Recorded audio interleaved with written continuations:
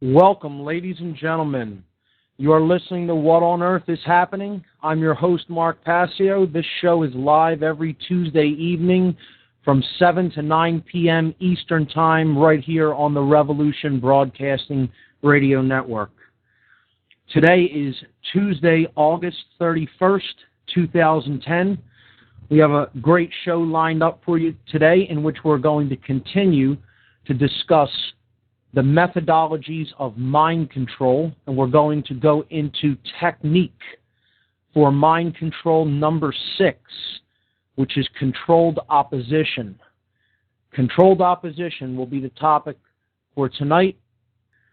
Today, we are going to continue our discussion on the methodologies of mind control, with the 6th general methodology being controlled opposition, which I will explain what that is. I began the explanation of that late in the program last week. But I want to very quickly review the techniques that we have covered thus far. So far in our discussion on mind control, we have talked about obfuscation, which is basically making an idea or a concept obscure or unclear or confusing to someone, completely bewildering.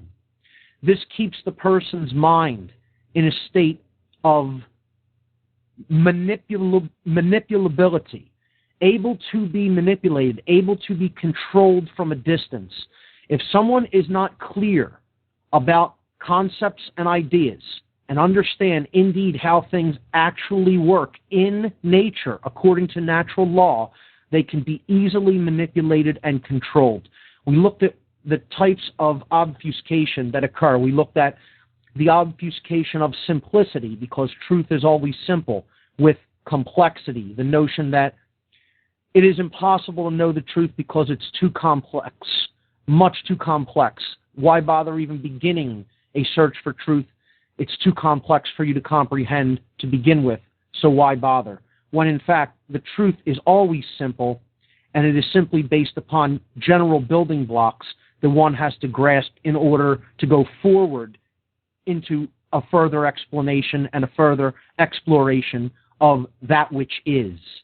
We looked at the obfuscation of principles, which are truths based in natural law, with man's law, lowercase l, man's law. We saw that another technique of obfuscation is the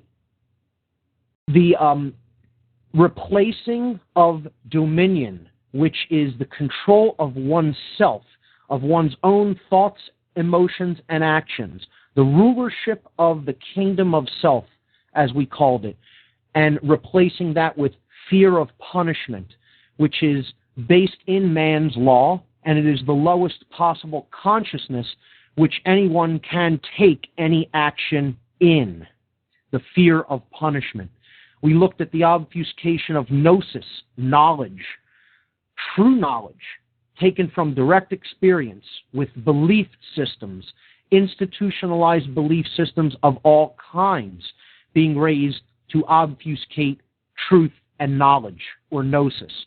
And finally, we saw that obfuscation works upon true individuality, the true worth of the self, and it obscures that with culture, which is a local operating system that essentially robs the individual of the most unique expression of their individuality, which is the ability to think for oneself.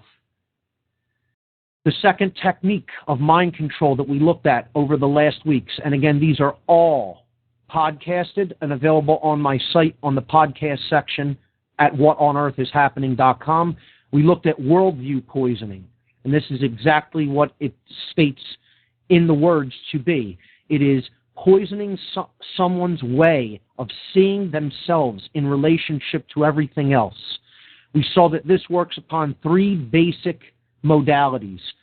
The poisoning of how one sees basic human nature.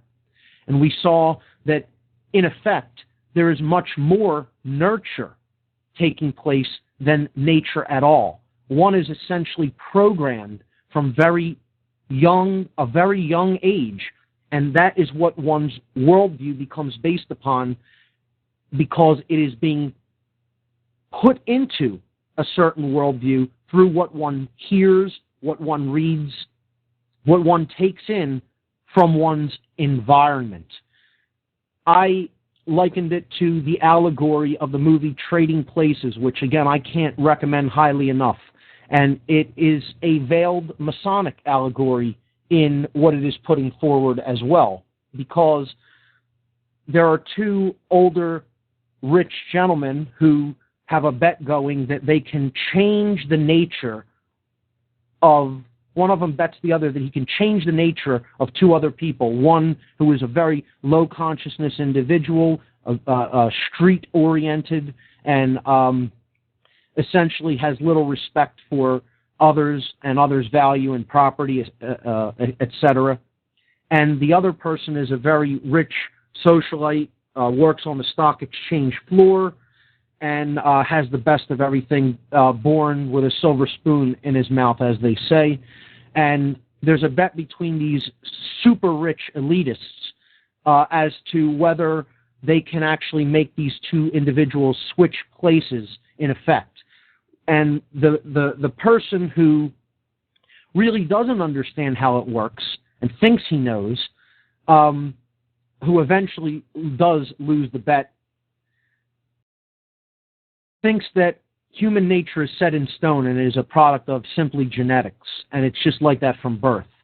And the other person thinks that it can be changed depending on the environment that the person is put in. So an interesting story ensues in the movie, and I highly recommend people watch it, because I think it is a very accurate reflection of what human nature is and is not. We saw that has everything to do with worldview poisoning, this second technique of manipulation that we looked into. The second component of worldview poisoning is to poison one's view of the value of themselves. What is the value of an individual? Is it a number? Is it how much money one has in their bank account? Is it what kind of car they drive? How their lifestyle is, how they live? Or is it an ineffable quality? Is it something that is essentially limitless? Is it infinite because it is based on the true inner being or the spirit of an individual that animates everything? Well, a worldview poisoner wants you to accept that you have value based on a number that can be assigned or taken away based upon what you have physically in the world. And this is a total obfuscation and a total technique of mind control called worldview poisoning. The third component of this worldview poisoning is the elimination in someone's mind of the possibility for change. Because once you have uprooted the human imagination and eliminated one's thought processes from envisioning change is possible of taking place, you have the person exactly where you want them, and they are very likely ever to rebel against your view of the world. The third technique of mind control that we looked at in past weeks was the exploitation of primal, subconscious fears rooted deep in the human psyche. We saw that these fears were the fear of darkness, the fear of being preyed upon, of predation, predators, the fear of abandonment by a strong father figure, and the fear of ensuing chaos as a result of these other eventualities coming to a head, namely darkness, predation, and abandonment. These are ancient psychological embedded fears that are embedded deep in the subconscious mind that we all carry. Some of us carry these consciously and understand them and work with them, but most of us carry these unconsciously. And that is why they can be exploited by the controlling type, the person who wants to get into the subconscious, understand how it works, and exploit that to their benefit at the expense of others. The fourth overall mind control technique that we explored in past weeks was the divide and conquer strategy. Divide and conquer. This is the methodology of exploiting our perceived differences from each other. And we saw there was multifaceted ways that this divide and conquer strategy takes place, through sex, through age, through class, through religion, through politics, etc., etc. We're going to talk about this again tonight in relation with controlled opposition, because for opposition to take place, there must be division. And this is one of the ways that controlled opposition works to conquer people. So technique number 4 is intricately interwoven with technique number 6, which we'll be discussing this evening. Number 5 was indoctrination, and we just wrapped up over the last 2 weeks a 2-part series on outcome-based education, which is the system of so-called education that we have in the United States today, and indeed throughout the Western world, throughout Western civilization. We saw that this is simply the technique of mind control known as indoctrination. That is what our children are receiving in public schools in the modern world. A good indoctrination, but not a very good education, or the ability, or education being defined truly as the ability to think in a critical manner. And that's not what is being received in the public school system that we have in the United States today. It is an indoctrination system, and I encourage people to go back and listen to these past 2 shows over the past 2 weeks, because I think they revealed a lot about why people fight often for years to come out of the mind-controlled state that they are put into through the education system in this country. And oftentimes it takes more years than the indoctrination took for them to really wake up, as the term goes, to actually arise from that unconscious, slumbering state that the indoctrination system has placed them into since they were very, very young. That is why the state wants to get hold of children at the youngest age possible and keep them in that controlled paradigm that the public school system is so good at reinforcing.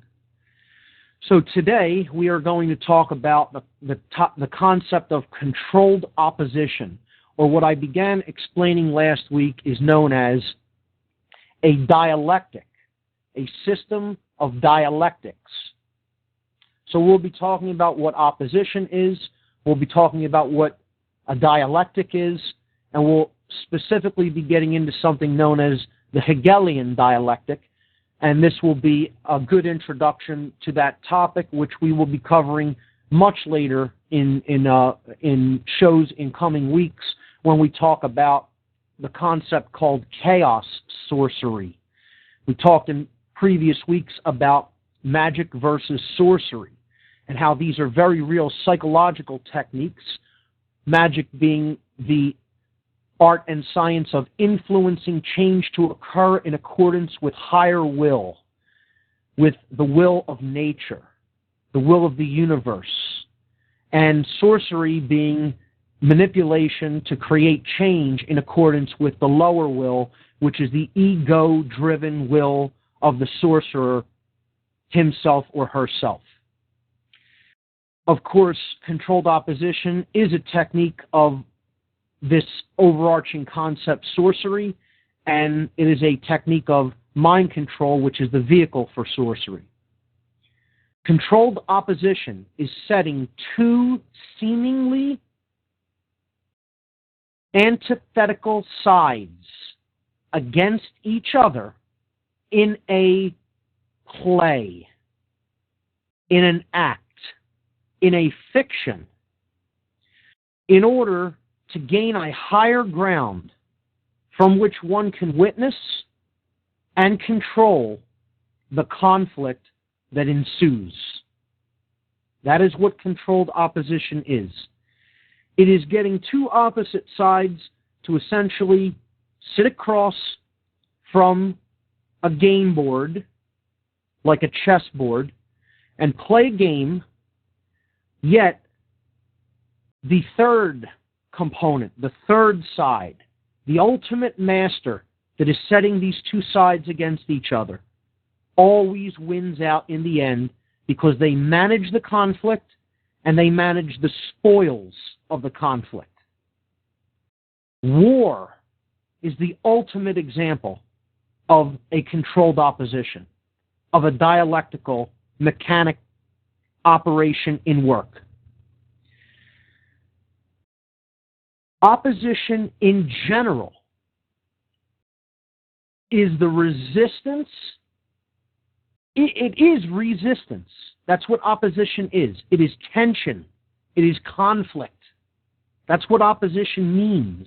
Opposition is resistance that is expressed in either action or argument. That is what the definition of opposition is. So, it can be expressed as competition between rivals. It can be expressed as a political rivalry between parties, and we will talk about the political parties as an aspect of controlled opposition. We see this in sports teams. This is also a dialectic, getting people to root for their favorite team in different cities, setting cities against each other, getting them to identify with the local baseball team or football team, when in fact, all they're really doing is giving over money to be entertained for a little while, and get emotionally involved in something because they may lack this in other areas of their lives, namely emotional involvement and good times and good feelings, and then to essentially clean up on everything that you could possibly sell them. The ticket price, the price of food, the price of merchandise, and on it goes. One of the best examples of controlled opposition or dialectical mechanics is professional wrestling. And indeed, pro wrestling is essentially what politics is. They work exactly the same way. It's all a staged event. It's all a passion play. The wrestlers are friends behind the scenes. They'll go out for dinner after an event. They go down to the arena. They beat up on each other for a while. And yes, of course, their bodies take physical tolls because the bumps that they take are real. But the outcomes are all staged and predetermined. And they're cleaning up on ticket sales, on food sales, on merchandise sales more than anything else. And then the wrestlers like each other in the background, and they'll go out for a meal or go out to a bar afterward and hang out. And it is all simply to satisfy something that is lacking in the psyche of the individuals taking part in and accepting the play, the fiction, as truth that they can invest themselves in. In politics, this is done because people are lacking a vehicle for really creating change in their own lives because they don't know themselves well enough to do that on their own. So they always want an external figure to create change and to better their lives for them. Therefore, they're encouraged to go out and vote for one of the two political parties, one of their two representatives, their elected officials of these two political parties. And in doing that, they believe that they are going to receive change, that they are going to get something in return that they really truly need and that they seek, and that is critical for them to have in their lives. That will bring something that they formerly lacked, which is knowledge of self. And at the end of the game, at the end of the day, they're still going to lack that knowledge of self. They're still going to be looking on the outside for something that they lack on the inside, because you can never get it from an external dialectic. You can never get it from controlled opposition. You can never get it by agreeing to be represented. You can never get it by taking emotional involvement and taking part in a controlled play, in a controlled puppet show that was never real to begin with. Although many people will go to their graves thinking to themselves that this is real, that there is something to politics, that there really is differences between left and right, that there really is differences between conservative and liberal, between Republican and Democrat, between conservative and labor, if you're talking about British politics. It's all controlled by the same dynamic forces. And those are the forces which essentially rule the financial world and the banking institutions. And ultimately, these are the occult forces that ultimately rule the minds and thinking of the people of Earth, and ultimately determine through their manipulation what to other people is reality. And again, I'm saying this from the perspective of what reality is only in their own minds, not what it actually is. See, that's why the controlled oppositional paradigm is in place. It's to get people to look at the puppet show. You could open up the curtain and you can look at the puppet show. Just don't try to walk up on the stage close enough that you can see the strings, and certainly don't try to follow those strings up to where they're actually being pulled by the puppet masters, and get a good glimpse and look at who they are and how they actually work this manipulation of puppets. That is what the political game is. So, opposition, resistance, expressed in action or argument. We'll see controlled opposition in media. You have the liberal media, you have the conservative media. And people really believe that there's a difference between these. They get involved in Noam Chomsky's politics. Okay? The leftist liberal. They'll really go to hear what he'll have to say when he won't touch anything about real mind control and manipulation that's taking place from the highest levels. He won't touch the occult.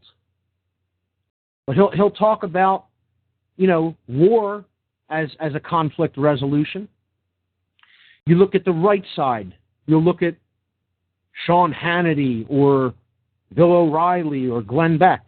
Well, are these guys talking about the high-level financial manipulators at the Federal Reserve? No, because they'll lose their jobs if they did. Because the Fed and the people who own the Fed also own basically all of the media outlets in this country. And they'll shut down their shows and put them on the street real fast if they started talking about that. So these guys have boxes, set limits that they have to stay within, controlled paradigms. There's a limit to what they can say and express, or who they can go after or shine light upon if they're doing harm, if they're manipulating people. You won't hear them talking about the Federal Reserve. I talk to people who watch Fox News, and they actually think that they're well informed as a result. Just because some of the talking heads on Fox speak out against the current socialist administration, the left-leaning administration, that's only in there for a reason.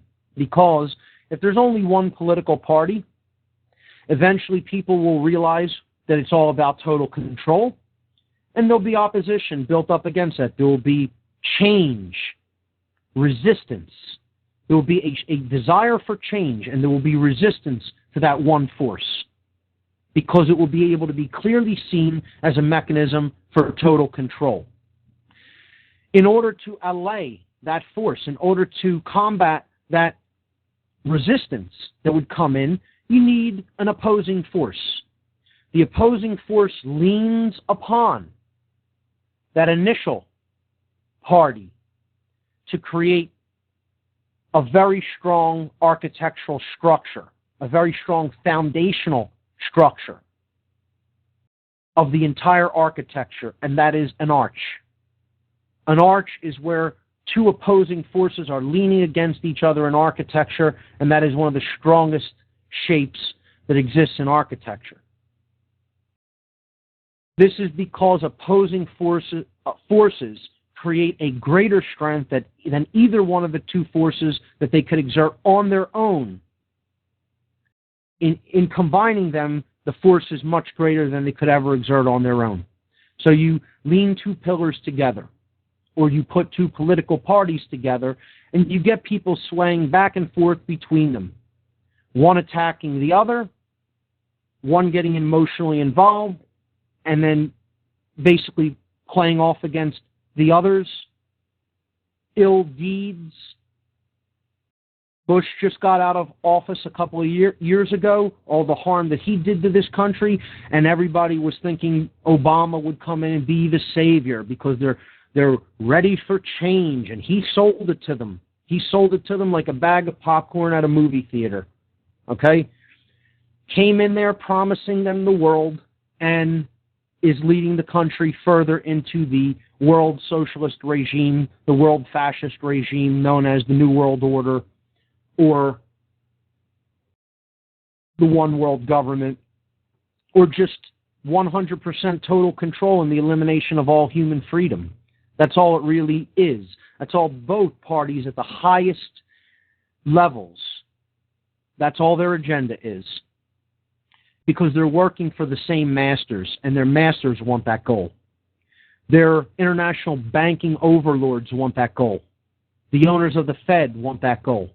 So it doesn't matter what political party is in. You can vote all you want. Unless change is created at a grassroots level and is created through the changing of one's consciousness, the internal qualities of the self, one's own thoughts, one's own emotions, and one's own actions in the world. And these being in keeping with moral principles, you're never going to see change reflected on the outside by any other means. Don't wait for it. Don't expect it. It will never happen that way. No savior is coming to save us. No political party member, no matter how well-intentioned he is, working through the corrupt political system, is going to right these wrongs, is going to correct these problems. It isn't going to happen through an external mechanism. It's all a dialectic. It's all to get you not to look in the mirror and look at yourself and to work upon the self. It's all a distraction. It's the cul-de-sac before the gold mine, as they say, as the expression goes. You're looking to get to the gold mine, and in the maze there are many cul-de-sacs. But just before you get there, there's a long corridor, and there's a few cul-de-sacs off to the left and right that get you spinning around in circles so you never actually reach the goal, which is the true elevation of consciousness and the true opening of the real eye that sees how it all works.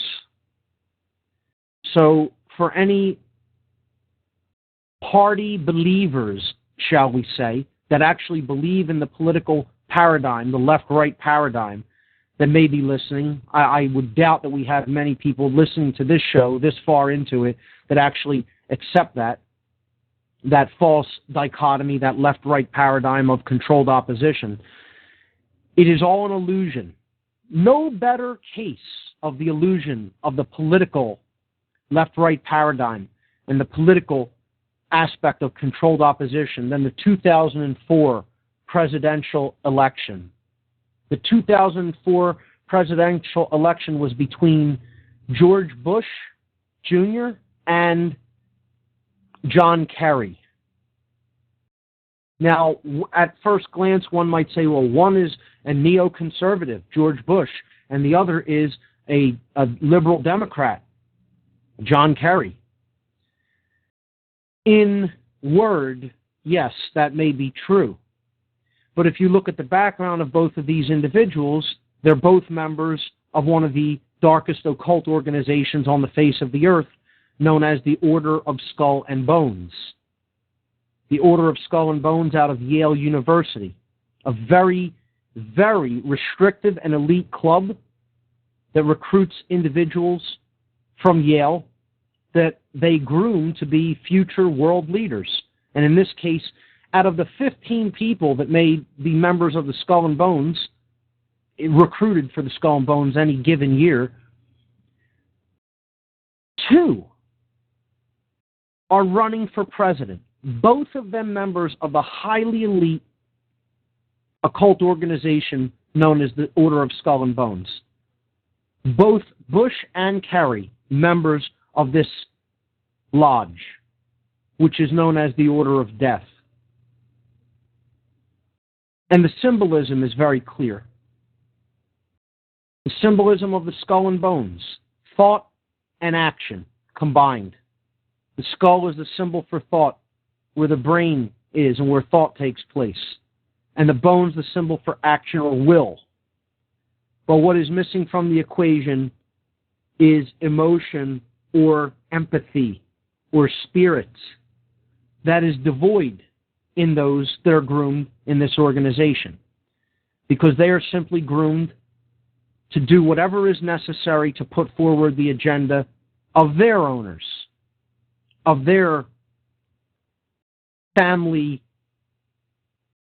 elite, bloodline masters. Because even people at this level have owners. And we talked about how police have owners, how they're just following orders. The military have owners, and their owners mock them at every turn, going so far as to put dog tags around their neck, telling them in the open that they're their dogs. And I've said over past weeks, this is the word that is used in the dark occult from firsthand experience. I've been involved with some of these organizations myself. From firsthand experience, they only have 2 words for people that they call people in general in the world. They call people the dead, yeah. And they call their controller class our dogs, the dead and the dogs.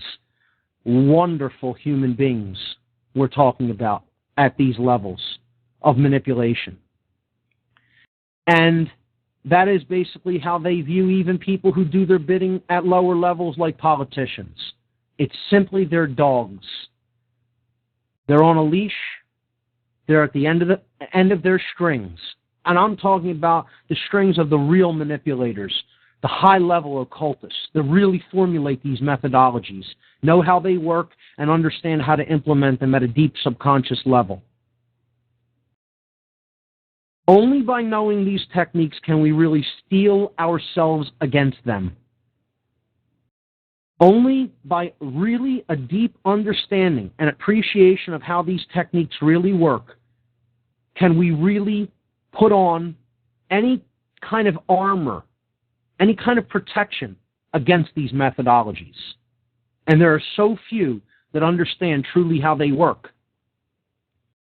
I had a discussion with someone that, thinks that what she's seeing on Fox News is wonderful. You cannot see through the controlled oppositional paradigm as yet. We need to break down that paradigm and understand that there's something that is controlling both seemingly polar forces, but these polar forces are really working together hand in hand to accomplish the same goals. So, opposition. This can be expressed through adversaries or competitors in political rivalries, sports rivalries, philosophical rivalries. It's a basic contrast between 2 seemingly polar forces, what is known as an antithesis. Things that are in antithesis with each other. Direct conflict. And what controlled opposition is, ultimately, is managing that conflict, such that the outcome of the conflict will be in the favor of the one manipulating and controlling the conflict. War, as I said, is one of the biggest examples. This is two countries battling, for instance. Who wants war? Who do you know? What common person do you know wants war? Who would you go up to on the street and say, do you want war? And they say, oh yeah, I love it. Love it. Can't wait for another. I hope it goes on forever. How many people do you know that that's their attitude about war? Hardly anyone. Yet, war is continuous and ongoing, constantly. Well, if no one wants it, how could it be going on constantly? Well, there are people who want war. Very few people ever see or meet them. These are these high-level occultists that I am speaking of that are really in control of this entire game. They're the people who manufacture the weapons. They're the people who manage the debt of the conflict as a result of having to purchase the weapons and the fuel. They're the people who own the fuel and mete it out in the limited quantities that they mete it out to create this consciousness of scarcity and limitation. They're the people who suppress alternative energy technologies so that we're stuck on these quote-unquote fossil fuel-based fuels. So they are managing the mechanisms through which wars are fought, which is weaponry, energy, and the money that is needed for both of those things, which results in enormous, immeasurable debt. Debt which is borrowed against these high-level controllers' financial institutions, is borrowed from their high-level financial institutions, central banks that lend money to governments, and then they end up as the controllers of the outcome, which is the debt that arises from fighting the wars to begin with. So often they'll fund both sides. They'll fund both sides. They'll laugh at all the death taking place, at people killing each other for no reason except their own amusement. That's what the real controllers of the world are kicking back doing. While you think, soldier out there, while you think you're so glorious in war and you're doing such a deed for your country and you're eliminating the evils out there overseas, your owners are giving a huge belly laugh, laughing at you, hysterically. They can't laugh hard enough. They're crying. Tears are dribbling down their cheeks. They're laughing so hysterically. It's a big knee slapper to them, and it's a gigantic belly laugh. And I'm telling you from firsthand experience, this is how these people think. I know this. This isn't my opinion. I know this. But believe what you want. Believe what you want. There are those who tried to tell you that you're owned and that they own you because they own your mind. So while you're out with all of these grandiose visions of honor and glory and serving one's country, your owners who consider you their dogs, like Henry Kissinger, who said that military men are dumb animals to be used as pawns in foreign policy. Not my words. One of the manipulators of the world who controls and strategizes over troop movements, Henry Kissinger, who advises military leaders and presidents about how to essentially use the bodies of their dogs. And you can think my words are harsh all you want, okay? I'm the one trying to tell you how it works. So you want to get angry at the messenger? You go right ahead. Get as angry as you want. Freak out all you want by someone saying this to you, soul dyer. Right in the word. Right in the word of somebody that they manipulate to believe in these controlled oppositional paradigms like war, like politics, okay? Right in the word, you're being mocked openly. You're being called a soul dyer. Soul meaning one. The death of the one, the death of the individual, the death of the soul, meaning the spirit. Think about it. It's right in the Word. I mean, you're not even looking at the Word about of that which you call yourself. And they call you a soul dyer. And you think that's an accident? That's hilarious to your owners. Hilarious. But get as offended as you like, because you're still doing their bidding and still not seeing what it's really about, that they're going to the bank while you're going to the grave and sending other people who had nothing to do with what you think they had something to do with to their grave, which you have no natural law right to do. But because you don't know enough, and because you just listen to what other people tell you, and you don't follow order, and you just follow orders, just because you want to be absolved of personal responsibility and thinking for oneself. That's all it's about. And no one would convince me that that's not what it's about. That's all it's about. That's all people buy controlled opposition for. They buy controlled opposition because they do not want to think. Period. Full stop. That's why people buy into controlled opposition. They don't want to think for themselves. They want somebody else to do their thinking for them, represent them and their interests, and they think they're going to come out on top. They're going to come out ahead by letting other people do that. They think their lives are going to work out wonderfully. It's just all magically and majestically going to work out for their eternal self-betterment by letting other people think for them and represent their own interests. Good luck with that. Let me know how that works out for you. Okay?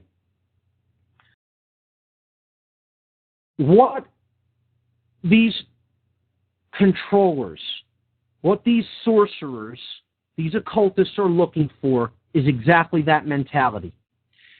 They want people to willingly, of their own accord, of their own free will, hand over to them their ability to manage their own lives, make their own decisions, and essentially think for themselves.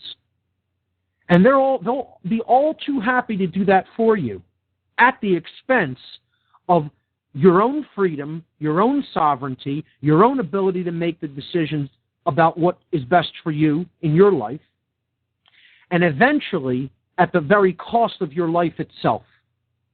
Because in giving over all of these powers to these individuals, you're basically saying, yeah, I admit that I'm owned by you, and you could essentially do whatever you want with me, my consciousness, my body.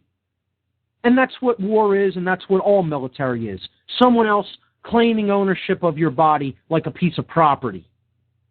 And you don't have enough self-respect. And I'm saying those two words in the true definitions.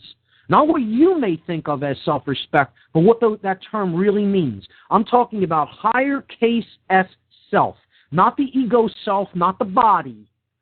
The true self, which we talked about the qualities of in past shows. The true dynamics and aspects of self. You don't have respect for that. You don't know what that is because you don't know yourself. If you knew yourself, you wouldn't even join an institution that asks you not to think. You'd not want to be any part of that because you would know who you are. You would understand yourself. You would know the psyche. You would know the mind. You would know the soul. And you certainly wouldn't join to become a soul dyer. And again, think all you want that magical language or what's known as green language isn't real and it isn't really saying something to you in your subconscious. Go and think that all you want. You're totally fooling yourself. And you're the one who's being played like a fiddle. And like I've said before in past shows, bowing down to this oppositional paradigm and giving one's own ability to make one's own critical thinking decisions over to a third party, you're not really being played. You're playing yourself. They don't have to play you. You're doing it to yourself, ultimately. See? That's how the dynamic that's really going on and what's really happening is you are playing yourself like a fiddle. You're not even really being played at some level. Okay? They're all too happy to tell you what they think of you, too. That you're dumb, stupid animals to be used as pawns. Imagine saying that to another living being. You are my dumb animal to be used as my pawns in my game of chess, and I'll give you dog tags to prove it to you, animal. Imagine this. And you fall for it and think that this is something to look at as honorable. Honorable. And let's put it this way, folks. Here's where I'm different than other people. And what I'm doing is I'm not pointing the finger outward. You may think that initially. I'll turn it around and point it right inward. Okay? I formerly worked with some of these people, and I held their worldview. I was mind-controlled. I was under their influence. I actually bought all the misanthropy, the hatred for humanity that they were putting out, that they based their ideology upon. Okay? The difference between me and someone who holds with a stranglehold grip on their belief systems is I was able to say to myself, upon realizing what it was about, I was wrong. I was able to say the three most powerful words that can ever be spoken through human lips. I was wrong. My ego was not that calcified that I couldn't see the error of my own ways. And also what makes what I'm saying different than how some other people will simply point fingers outward and never take a look at themselves or those around them. See, people will get offended by this because they'll have a husband in the service. They'll get offended because, oh, my father was a soldier. They'll get offended because my brother's in Iraq right now, man. Don't talk about him like that. See, it's all an emotional attachment, all emotionally tied up in the controlled opposition. So they'll say, oh, I support the person, but not the war. Okay, so you support the person. This is another mind control technique. You know, supporting the person who is a cop taking people's natural law rights away from them, telling them that they can't assemble and speak and protest.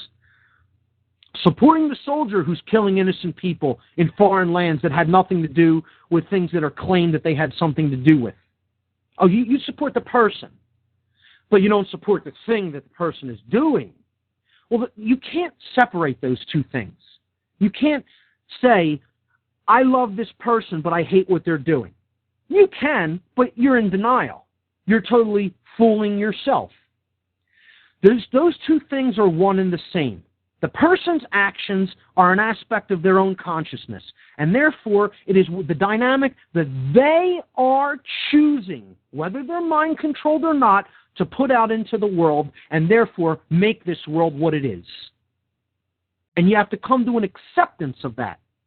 And the object is not to support these controlled paradigms like war, like politics, voting for a leader, believing in the two opposing sides of the media or newspapers or religion. There's another big controlled oppositional paradigm. What religion am I going to believe in? All an illusion, all another form of mind control. Government, the form that works upon the left brain, that calcifies in the left brain, and religion, the form that calcifies in the right brain. Just two oppositional tactics to split the mind. Because that's all they're ultimately trying to create opposition in, is the mind. That's this battleground. That's where they have to create division. That's where they have to embed divisive ideologies, us versus them. We got to go get them before they get us. The police seeing things in total us versus them mentality. A friend of mine, who I won't name, told me a couple of days ago that he's in a position where he works with police in this city, and he overheard conversations of them. And this is how diseased, this is how mentally ill some of these police are. And I've talked about this. Police have mental illness. the reason people don't understand why police act in the deranged ways that they act, because they don't understand that they have literal brain damage through living in the left brain and the R complex of the brain all the time. Their entire lifestyle is set up about total immersion in the physical and total immersion in total survival. Always looking at the next person that comes up to them as somebody that may potentially be a danger to them or a threat against their physical well-being that they have to be on guard against. This is R complex consciousness. The R complex being the very base level of the brain. I started talking about the symbology of this last week in relation to the first degree tracing board of Freemasonry, which I posted as a picture on the podcast section for last week's show. And how police are mocked and ritually and symbolically mocked through the emblems that they wear, like a checkerboard floor being wrapped around their head on their hat. This telling them symbolically through Masonic symbolism that you are totally in base consciousness. You are essentially an animal in consciousness, one who is incapable of reasoning, incapable of comprehending or even conceptualizing natural law, doesn't understand truth from falsehood, light from dark, natural law from total deception. And they're being told this, not in words, but through symbols, through a symbolic language that their owners know they're too stupid to even understand or comprehend. So my friend was telling me about cops that he works with. He is not one, but he works in a supportive capacity. That's all I'll say about, the actual profession he's in.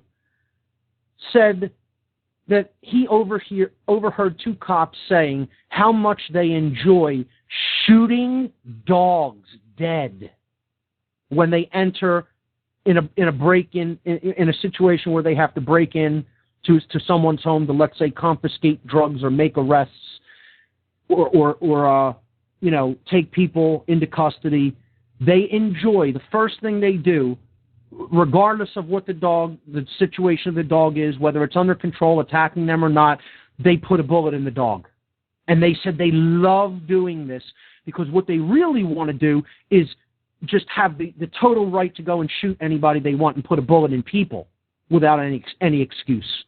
So they know people won't make a big uproar or a big stink about a dog being shot because, if it was attacking the officer, of course they had to defend themselves. It was an animal, it was an out-of-control animal. See, if they just broke in and put a bullet in somebody, they'd have to justify their action. They'd have to justify that action, say, why did you kill the person? Maybe they weren't armed, maybe they weren't really threatening you, and you could, do analysis through forensics about what the situation that was actually occurring in the room when they shot that person. But a dog, no one's going to stand up for the animal's rights to not be shot and killed, so they can easily get away with that. And they were talking about how much they love doing this. Imagine this. The animalistic consciousness that you have to be in through this controlled oppositional paradigm of us versus them, and how this locks in with divide and conquer. So real quick, I want to read a general definition of what a dialectic is. So we'll start looking at what dialectics are and how they work in different aspects of society. We'll take a look at the Hegelian dialectic based on the philosophy of George Wilhelm Friedrich Hegel, German philosopher.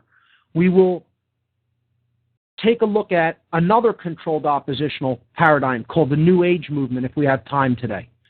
And let's pick up where we left off with a definition of what a dialectic is. A dialectic is a dispute or debate that is especially intended to resolve differences between two views rather than to establish one of them as true. I'll read that one more time.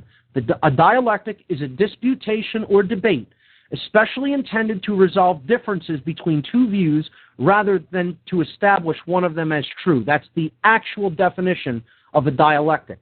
Now, in terms of philosophy, this term originally applied to a method of philosophizing by means of question and answer, employed by certain ancient philosophers, notably Socrates. This is who a dialectic is traditionally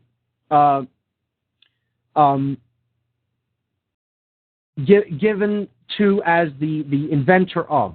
So it is traditionally attributed to Socrates as the person who essentially came up with the philosophy of dialectic mechanics.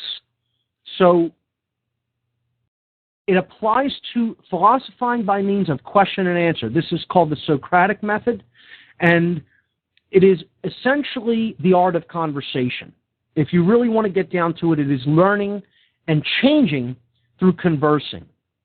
That is ultimately what the real definition of a dialectic is. So this is not sinister. The idea in and of itself does not carry sinister connotations. Okay? If we look at the word dialectic, which I started breaking down last week, dia in Greek means way or through, by way of, through. And lecto, lectere, or lectus means a choice. Lectus is choice, dia is through. So it means through a choice. By discussing something, by conversing, by questioning and answering, we are discovering the truth through comparing things and choosing the better between them, that which elevates us to a higher level and that which serves who we really are. That's what a dialectic really is. So in and of itself, it is nothing that is inherently bad or evil. It is how it is used that always determines whether it serves us or whether it serves toward our detriment. So we have to keep that in mind. So let's look at the word conversation. A conversation is often a form of a dialectic. It is two people who never share the exact same view. They converse, and in the outcome, each one of them comes away with something new and somewhat different that shapes their view a little bit. The word conversation in itself, in its etymology, reflects this. The prefix con, C-O-N, in the Latin language means together or with. And the second part of conversation or converse is versare. Verso versare, which means to change or to turn. In the context of to turn, it doesn't mean to turn physically. It means to change. Like leaves turn a different color. The seasons turning. Okay? They changed. So versare means to change, to transform. So what does conversation really mean is to change together. In a true conversation, not a debate, but a true conversation. See, a debate is where someone is holding firm to what they believe and is trying to win an argument. They're not trying to change, they're trying to have that argument rule. In a conversation, people bring forward different ideas and they each take something from what has been discussed and questioned and sent back and forth as an exchange between the two of them, and in the end, a synthesis emerges. They each come away with something new and different. So that's what a true conversation is. It means to change together, and it is a positive form of a dialectic. There are negative forms of the dialectic, which is controlling and managing the outcome of some sort of adversarial behavior or competition. And we've already talked about war. We have talked about setting people off against each other, police and the general public. That's a dialectic. Politics is a dialectic. Religion is a dialectic. All of these are negative dialectics, meaning they don't really serve who we are, and all they do is they create more opposition they create more conflict in society. They never resolve disputes and really help people to grow and learn. They only ever create more tension and more opposition. War being the biggest of them all. So, Hegel's dialectic, known as the Hegelian dialectic, is an example, again, and this has positive connotations as well as negative, but in the modern day, most controllers refer to and exploit Hegel's dialectic in the negative sense to play these two polar forces against each other, and they manage the conflict, the outcome of the conflict. The Hegelian dialectic is known as artificial conflict resolution. Artificial conflict resolution, meaning it's manufactured, it's based in conflict between two opposing forces, and there's a resolution involved that always works out to the way that the people who are manipulating the conflict want. It works out to their advantage. So I'm going to go to the caller in one moment. I just want to read what the Hegelian dialectic is all about. The Hegelian dialectic, formulated by Hegel, is the framework for guiding our thoughts and actions into conflicts that lead to a predetermined solution. Guiding our thoughts and actions into conflicts that lead to predetermined solutions. This is accomplished by manipulating consciousness into circular patterns of thought and action. The cul-de-sac before the gold mine, folks. Manipulating consciousness into circular patterns of thought and action. Spinning your wheels on the big hamster wheel. Hey, running and going nowhere. You watch, I'll get out of this wheel, I'll just run faster. Good luck with that. That's how most cops think. That's how most soldiers think. That's how most people who are committed to all institutionalized institutions in general, whether it be education, which we talked about in the last couple of weeks, whether it be banking institutions, whether it be political institutions, whether it be control-based institutions, police and military, religions, and on and on and on it goes. Committed, spinning their wheels. They've been manipulated into circular patterns of thought and action in their consciousness. That's why they never do anything different, because they never think different. When they change their thoughts, they'll get off of that hamster wheel and they'll be able to take new action that is of true benefit to themselves. But until they change those thoughts and realize the controlled opposition, the dialectic that is being played upon them, they'll never get out of that hamster wheel. And that's exactly where the controllers want them. Continuing with an analysis of the Hegelian dialectic, this is about oppositions being managed, meaning you have a thesis that you play off against an antithesis. It's opposite. It's polar opposite. To create a synthesis that you manage. Artificial outcome resolution. Artificial conflict resolution, in which the outcome is managed. The education system that we talked about is a perfect example of this. You can't have ignorant kids. Well, what's going to be done about that? Let them come into our educational system and we'll give them a proper education as we see it, and we'll set the curriculum for that. Therefore, their outcome is kids that can't critically think and therefore question what they're being told by their owners. The synthetic solution to these conflicts can only be introduced once those who are being manipulated take a side that will advance the predetermined agenda. So the synthetic solution can't be introduced unless those who are being manipulated take a side that advances the agenda that has already been chosen. In other words, they want the mice to go through the maze and go through into the other room, but they give them a choice. There's two mazes, and ultimately they go into the same box. The mouse can choose one or the other at the beginning, but they ultimately lead to the same place. You know, the game where, here, pick a hand, If you pick the left hand, I'm going to smack you in the face. If you pick the right hand, I'm going to smack you in the face. It's just your choice.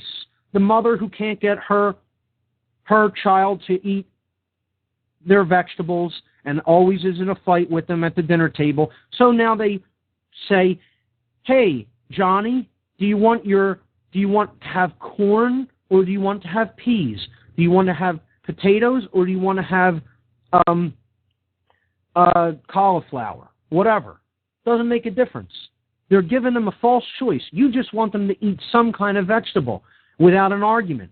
So you give them the option to pick one, and they think they've made the choice, when in fact there was never any choice to begin with. They were going to eat some form of vegetable with their meal. You just made it look appealing by giving them a choice, and you're playing to their ego. Oh, I have a choice in what I'm going to eat. See? All about the ego. Oh, I have a choice about who I'm going to, what puppet master I'm going to vote for that's ultimately controlled by the same international banking cartels and the occultists that own them. Oh, well, thanks for giving me the choice. Because it just makes people believe that they have a modicum of freedom when they don't. The outcome is already predetermined. They know where they're going from the beginning. They're just giving you the choice to take yourself there willingly. A fake choice, a fake paradigm, a fake way of seeing reality. All based on their worldview, all based on their ideologies. You don't really have a choice when you're voting. You get the choice between two puppet masters. That's what politics is. It's an example of dialectic mechanics, and it is a specific example of Hegel's dialectic. This is controlled opposition, artificial conflict resolution. Manage the conflict so you can manage the outcome of the conflict. The Hegelian dialectic in particular is one that philosophically comes out of socialism from the last century. And I can read a little bit of something from a Soviet encyclopedia that explains its idea of what dialectics really are. So this is from an encyclopedia called the Great Soviet Encyclopedia. And this is how they define dialectics. And this is interesting, particularly in light of the fact that this country is moving ever increasingly faster and faster toward a socialist regime that is essentially also fascist in its underlyings through the corporatism that takes place in this country. So there's a marriage of corporate fascism and Marxist socialism. And that is what is really being propagated by the people in positions, seeming positions of power in politics, but it is simply because their financial overlords want that system to bring in total financial control and ultimately total physical control once they have advanced this dialectic a little bit further along the line by creating enough chaos. So this is the definition of a dialectic according to a Soviet encyclopedia. It is the doctrine of the most general principles of emergence and development, whose internal source is viewed as the unity of conflict between opposites. There it is right there. From a Soviet socialist encyclopedia. A doctrine of general principles whose source is viewed as the unity of conflict between opposites. Thesis meets antithesis to create synthesis. Synthetic union. Not an organic union, a synthetic one, meaning predetermined.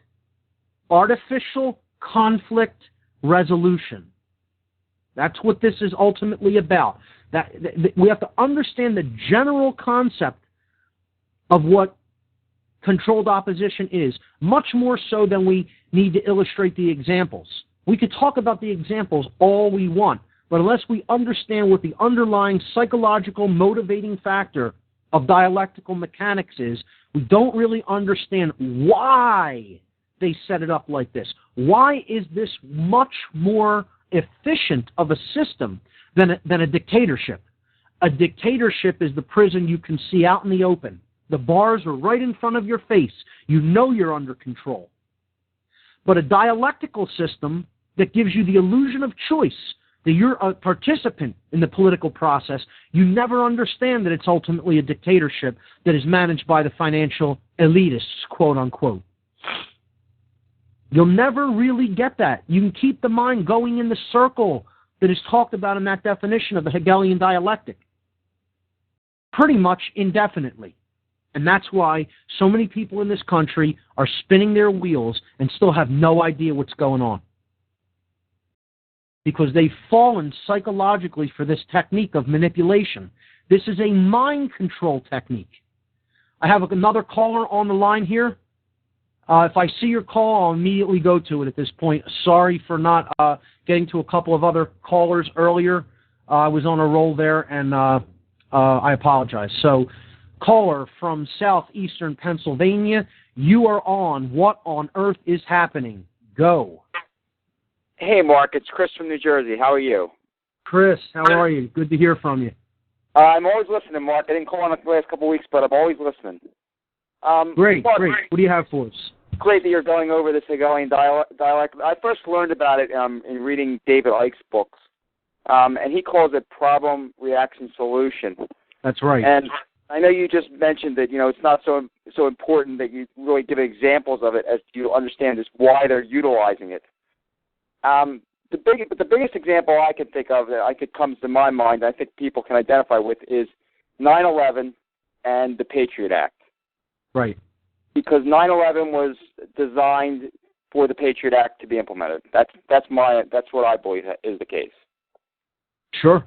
And I'm going to extensively talk about 9/11 as a ritual, an occult ritual that is an embodiment of this principle taken up to a high occultic level, what is called a grand public ritual. And it's rare when you actually see one of these implemented in the light of day. But 9/11 is what I call, in my research, an example of chaos sorcery. Now, some people call this chaos magic, but I don't like the word chaos magic because I think they imply two different things that are antithetical to each other. Chaos, in and of itself, is something that we don't want to see. We don't want to see further conflict and chaos. We want to see order in our lives amongst ourselves, but also within ourselves, not chaos. So chaos, it doesn't go hand in hand with the word magic in the sense that I use it through my research and presentation. So I call it chaos sorcery to delineate it from what I call magic, which is affecting change in accordance with higher will. Sorcery is affecting change in accordance with egoic will, with selfish, ego-driven will.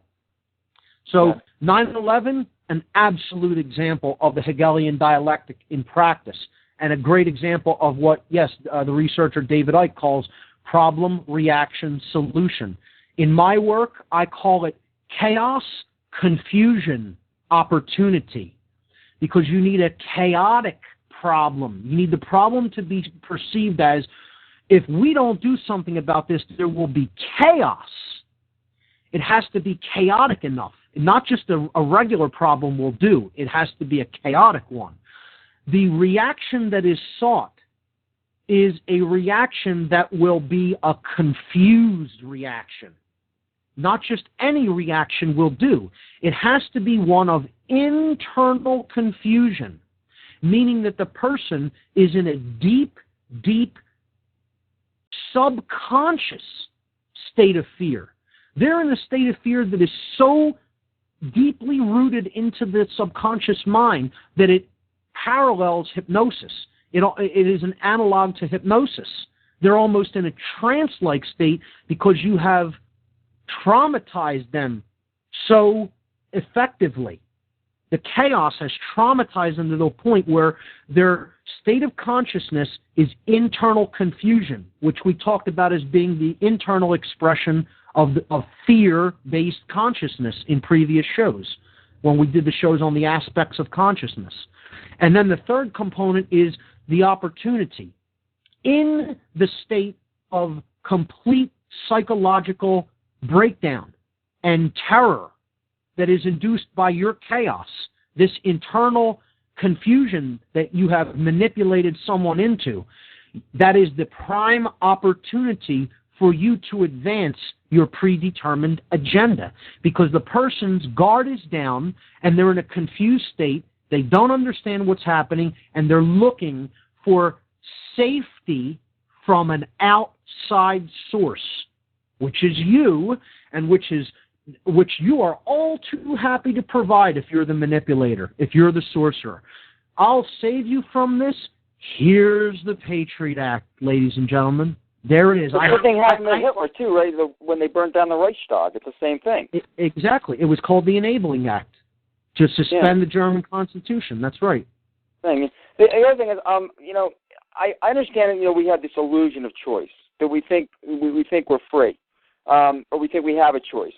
But the reason I think that it's so important that you point out that this dialect is that I think it was Van Gogh said that none are more hopelessly enslaved than those who falsely believe they are free. That was Goethe. Goethe said that. Goethe, I'm sorry, yeah. Yes. Yeah, and that plays into this too, because it's a very sneaky way of keeping you enslaved. That's right. Yeah. You'll never see the bars. You'll never see that you're being controlled if you believe you have choice. The choice is only there to provide the illusion that one is free. Right. That's it. And all political involvement is this, because they are both controlled by higher forces that have their own agendas at work. All voting is this. You are giving up your sovereignty to be represented. No one represents me. I maintain all rights. I reserve all rights. I am sovereign. I am not represented. I present me in this physical vehicle. I present my consciousness in my physical vehicle known as the body. Okay? No one else represents my interests. No one. That's the problem with representative. I'm sorry, go ahead. You go ahead.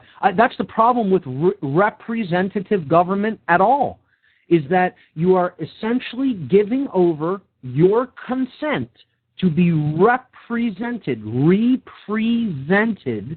by your representative.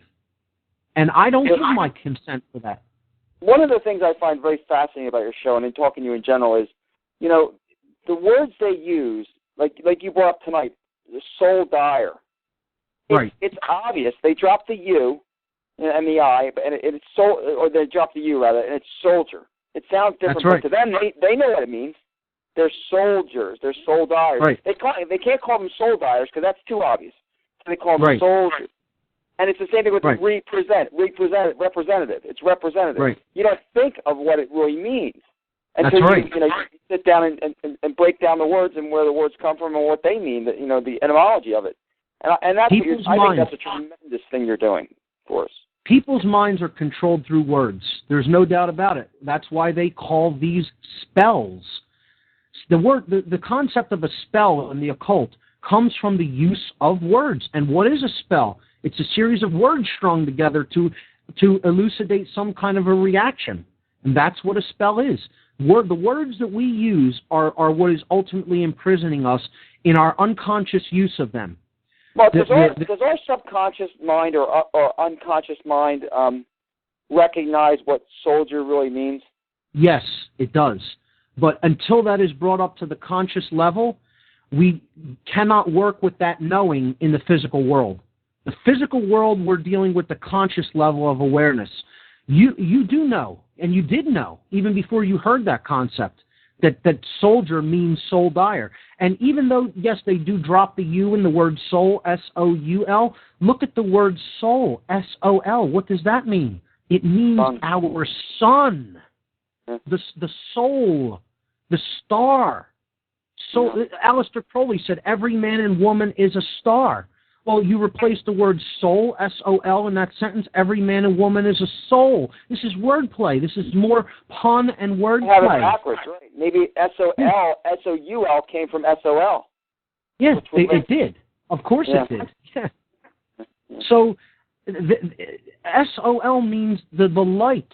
That's the source from which we all come. And they're telling you that's dead. Your light is dead. Right? Look, here's another example of it, Chris. It's great that you bring this up because I love this more than anything. Getting into the words is one of my favorite things because if you can really comprehend green language, and this is called green language for a reason, okay? This is alchemical language. It's the language of true magic. The true magician can perceive this magic, can perceive these words and their meanings because it is the language of alchemy. And alchemy we talked about is the vehicle for true magic, for the influence of the soul, for the influence of toward higher elevations, toward higher levels of consciousness. Okay? So green language is called green language for a reason. Again, we started talking about colors last week a little bit. The left brain responds more to the red vibration. This is the low frequency of light. The right brain responds to the higher frequency of light, which is the blues and the violets.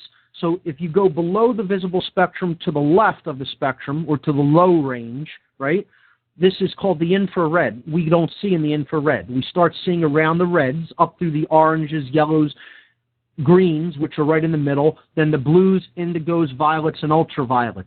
So in general, these are called the blues on the left-hand side of the spectrum. So toward the right-hand side of the spectrum. So these are the frequencies that the right brain responds to, the blue frequencies in general, the higher frequencies. And we call them, when we get past the visible spectrum, the ultraviolet, because you are going out past the violet toward a higher frequency range. Now, of course, this is just what our sense organs we call the eyes can detect in the physical world. There is an infinite array of frequencies in both directions. But this narrow, limited bandwidth we see, and we call that the visible spectrum. Well, right in the middle between these two opposing wavelengths, red and blue, right, is green.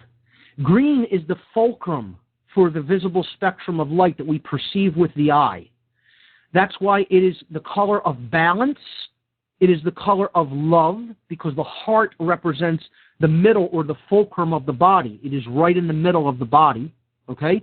And it also represents nature's color. Nature has an outpouring and an abundance of love for all of its creatures. That's why there is so much green in the world. We essentially live on the land surrounded by green, or we should be surrounded by green, and we should be surrounded by that green energy. This is where this word green energy comes from as well.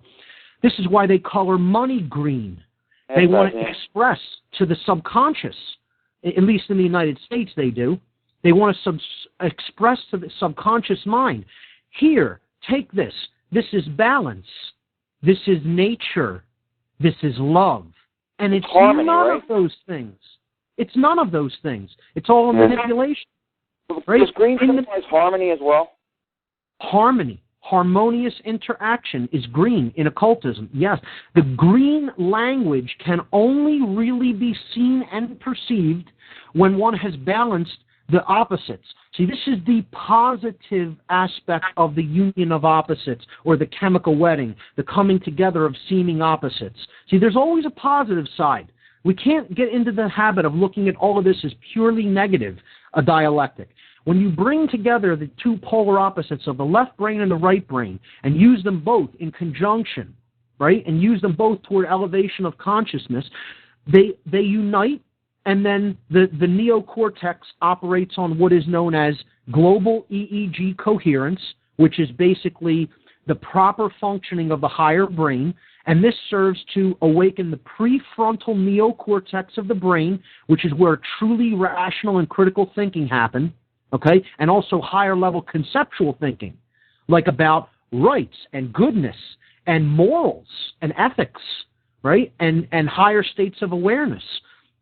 And that's called the opening of the third eye because it happens at the level of the pineal gland, and it actually joins with the activation of the pineal gland, which is a mystical gland referred to in ancient traditions as the third eye.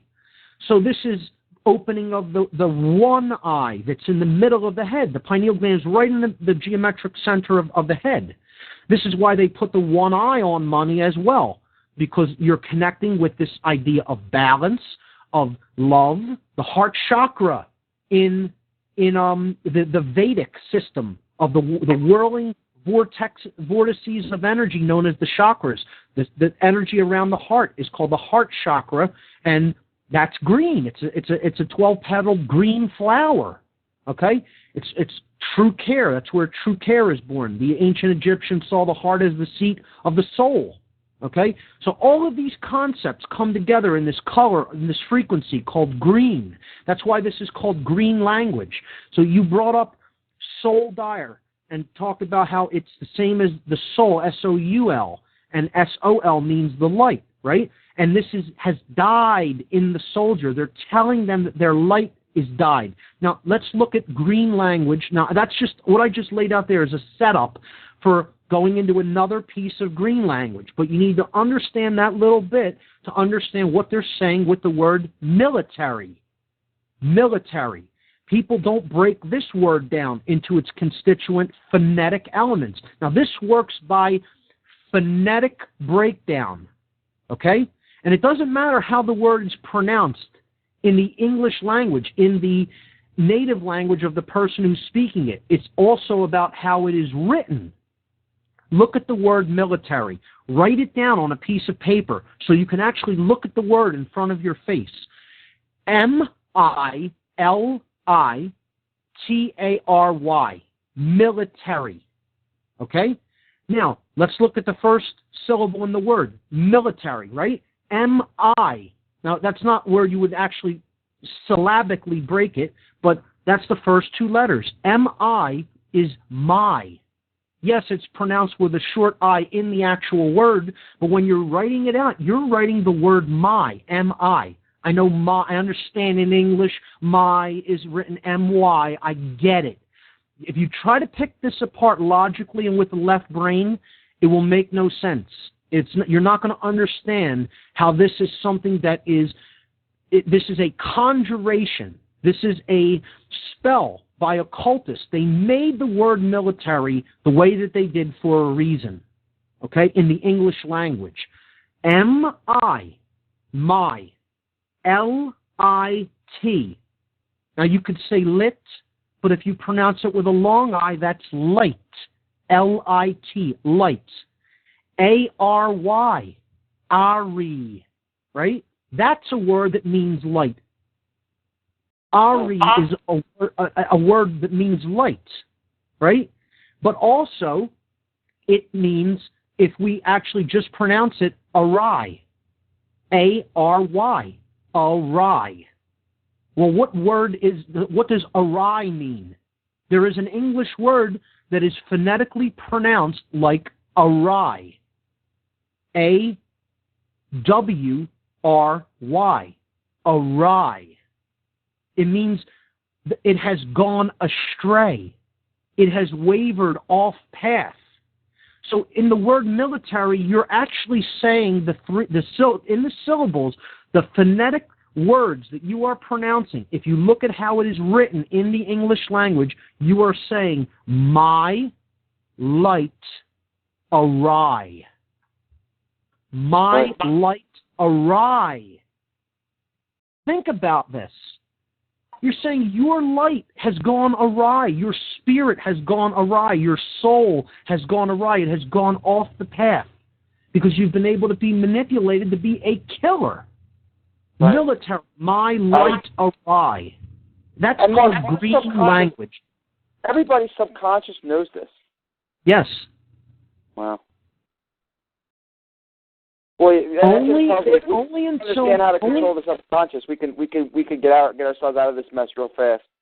If we could tap into it, absolutely, it would happen very quickly. Sadly, the process usually is a linear one that involves knowledge, and I don't hold out hope for that sudden awakening of the subconscious mind. Now, in certain traditions, in Eastern traditions, I've spoken about this briefly on the show before, they call that a satori moment. The satori is the sudden awakening, where one suddenly becomes conscious of what is actually going on, and they can see things suddenly. I don't hold out hope that we're going to tap into the subconscious that quickly, and it's going to happen just overnight. I do believe that it needs to happen in a stepwise progression from the level of consciousness where people have worked themselves into at the present moment. Knowledge is a critical factor, and we have to understand how this language of symbols and words works, because these are the techniques of the occult.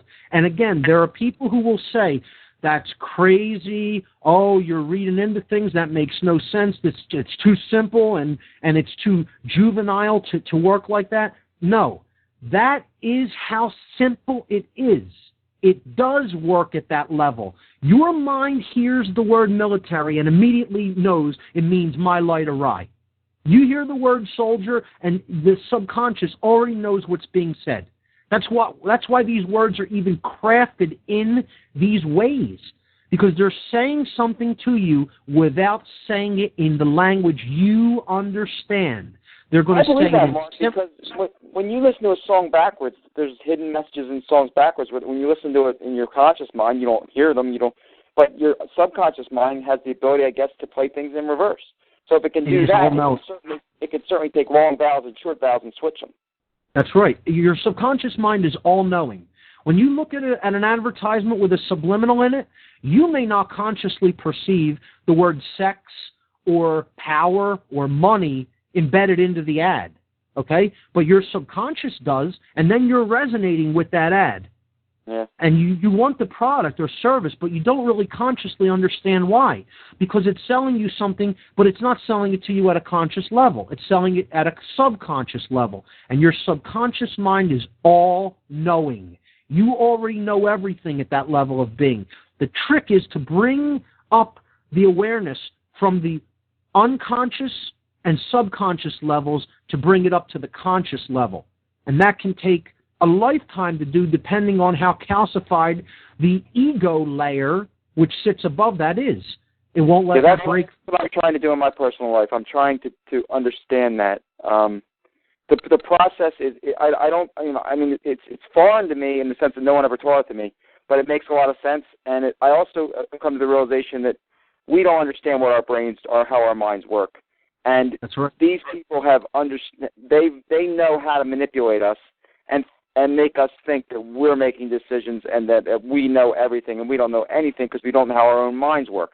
That's and right. It reminds me of that movie They Live. If people watch that movie, they might get a better understanding of what you're talking about. One of the greatest movies ever made as far as I'm concerned. John Carpenter completely outdid himself. This is a must-see.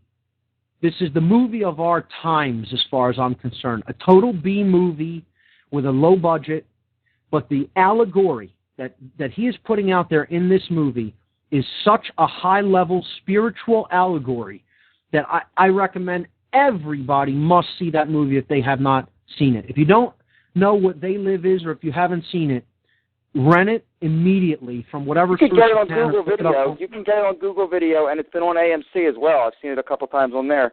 And one thing I find interesting in what you're saying is, you read in the Bible, they have eyes, but they cannot see. And that's kind of what They Live is talking about. These people have eyes, but they can't see what's right in front of them. And when that's right. You see with your subconscious, or you see with your third eye. And that's not easy to open up. And it's not going to be done, like you say, in a left brain process. You have to kind of unlearn things and just trust your own being to get the answer. You have to open your mind and critically take things in with an open mind so that you're employing the informational, analytical side and logical side of the left brain, but in conjunction with the side of the brain that is in a deeper connection with the subconscious and with creative energies and with nurturing energies, which is the right brain. It's green thinking, right? You could call it green thinking, is what you were saying with green language. Thinking, so. Because you're in between the frequency spectrum, right at the fulcrum of balance. That's where green is.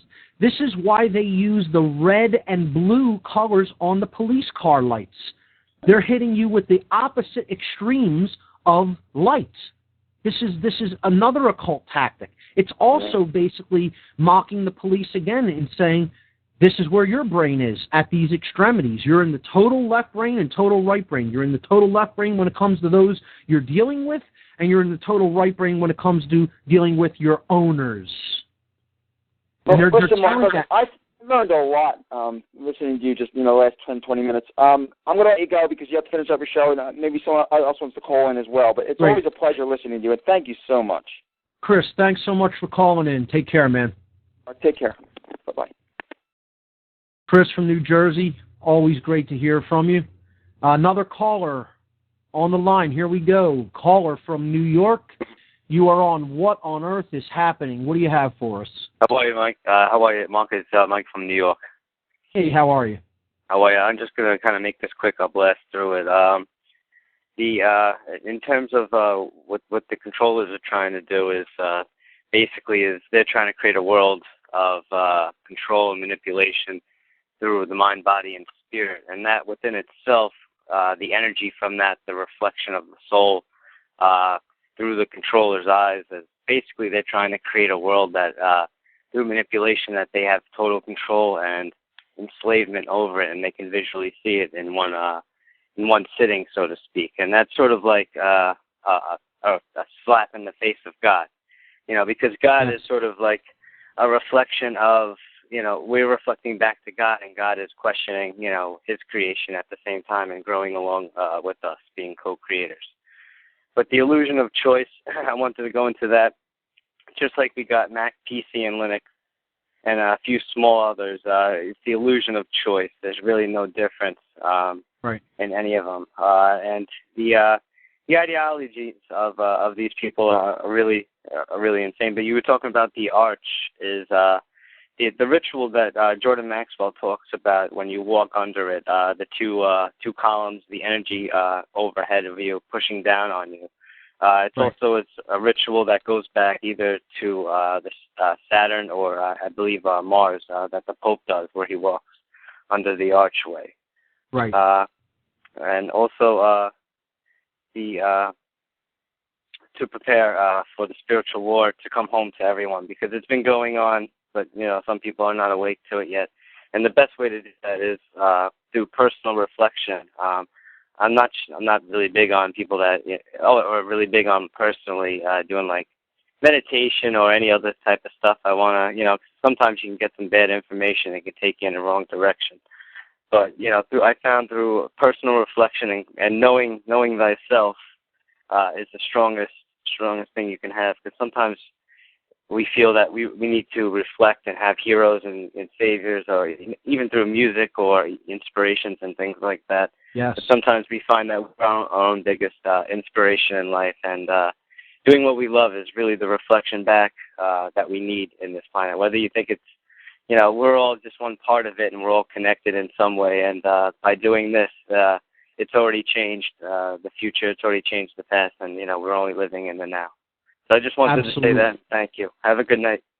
Mike, you bring up some great points, man. Thanks for calling in. Thank you. Have a great night, Mark. Thank you. You got it. Yeah, I think it's definitely a great point that Mike just mentioned about meditation.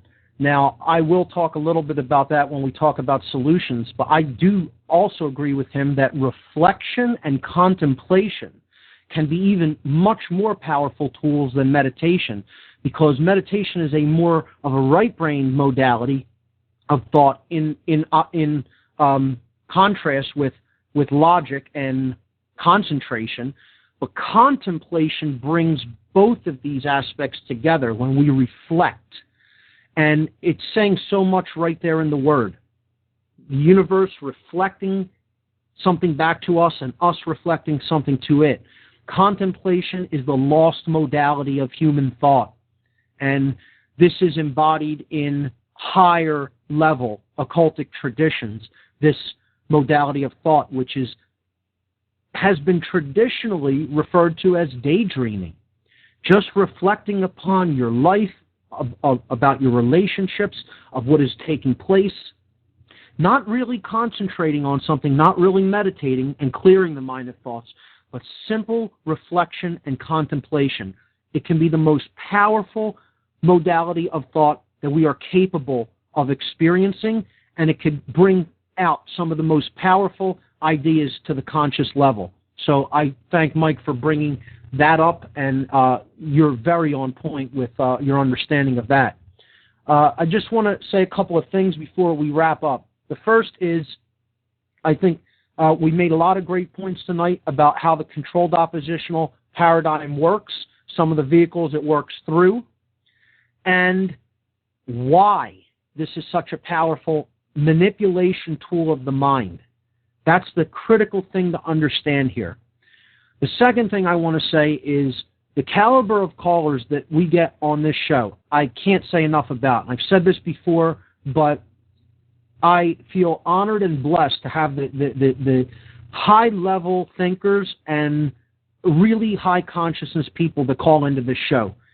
It makes this show what it is, and I really encourage you guys to keep calling in with great ideas and great conversation, because that's how we're going to change this place.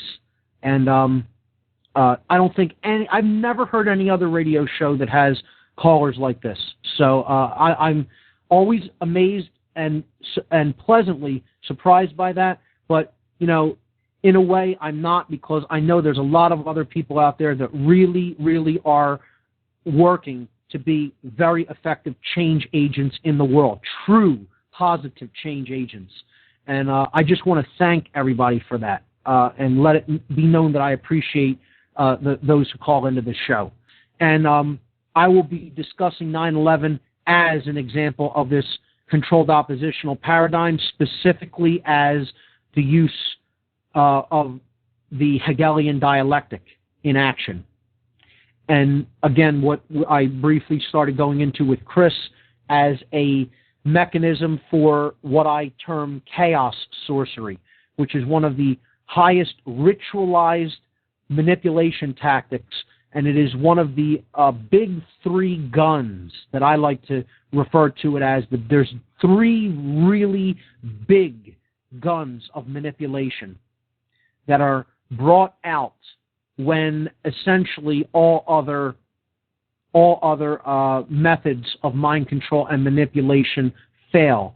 Chaos sorcery is the very last that is brought out. Okay,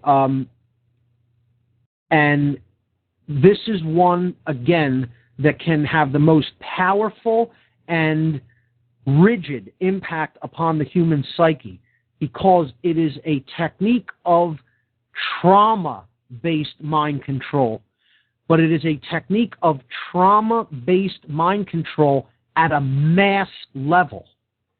Trauma-based mind control, which we talked about when Neo was on the show, and to briefly mention that, I'm going to have him on probably in 2 weeks, maybe 3 weeks, but it will be 1 week in September, to discuss healing modalities for trauma-based mind control, methods that he himself has employed to deal with the horrid nature of the abuse that he suffered earlier in his life. So that will be one that will be of a lot of interest to listeners that may have experienced this themselves or may know others who have been put through this horrific psychological and physical abuse as children. So on the 9/11 marathon, I will be getting into 9/11 as an occult ritual for a bit, and I will be hopefully interviewing a special guest to be determined yet that is active in the 9/11 Truth community. So that will be Saturday, September 11th, 2010, on the Revolution Broadcasting Network all day, an all-day marathon for 9/11 Truth, revolutionbroadcasting.com. Be sure to tune in. You're going to hear some great information on that day. So I think that is about it for the show today. In future shows, topics that I'm going to soon be getting into is the financial system of enslavement through debt. And we're going to be talking about central banks. We'll be talking about the Federal Reserve System. And I'm going to also try to have a very special guest, which I'm not going to announce yet, in the next couple of weeks to bring on as an expert to talk about the financial system that has been erected in the United States and throughout the world as a vehicle and a mechanism for control of our minds, bodies, and souls. So stay tuned for that in the next few weeks. For now, I'm going to wrap things up for tonight. Ladies and gentlemen, you have been listening to What on Earth is Happening. I'm your host, Mark Passio. Be sure to check out my website, whatonearthishappening.com. Tune in here live every Tuesday evening from 7 to 9 p.m. on Revolution Broadcasting. And check out the conference website for Free Your Mind at freeyourmindconference.com. Thank you for listening, everyone. Good night.